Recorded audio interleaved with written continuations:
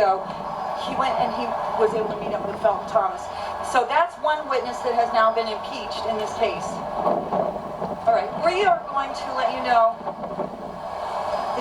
that in the newspaper, in the Orlando Sentinel, over and over again, from December 29th till January 16th, there was a name listed in the newspaper articles, which we have for you today, and that name was Robert Foster.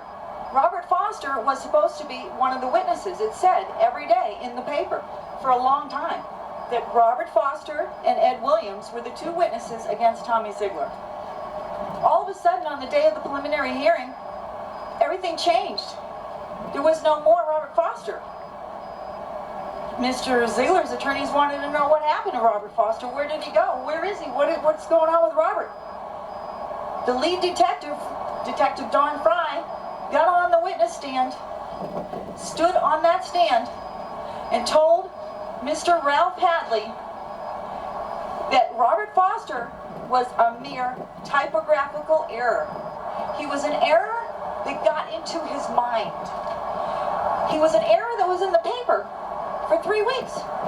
Now, if you're working on a case, and you have the name of the wrong witnesses in the newspaper for 3 weeks, and you live there, you're going to notice.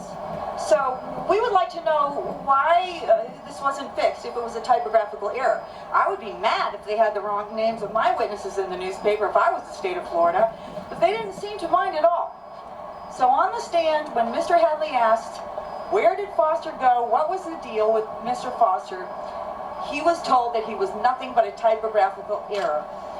But it really clears up a lot of questions, because when Mr. Felton Thomas, who Captain Cal spoke to, was on the scene, when he came in on January 17th, when the preliminary hearing was taking place, all of a sudden, he didn't have his regular name. His name wasn't Felton Thomas. That's the name he was born with. That's the name he had all of his life. But that day, no. He was all of a sudden anointed Buddy. Why? Well, he was supposed to be Buddy Felton. If you are going to replace a witness named Robert or Bobby Foster with somebody named Felton Thomas, you better switch his name around and add a nickname if you know what's good for you, so you can make your story fly. And if you're the state of Florida and you're doing these things to people to put them on death row, that is a violation of their United States constitutional rights. And it is so wrong, and it cannot go unnoticed. Today's the day that Tommy Ziegler needs justice, and we are going to ask the state of Florida to take action today. Tommy has been on death row for 36 Christmases. This will be his 36th Christmas on death row, and we are determined to make sure that justice is served and his constitutional rights are restored and that he is set free.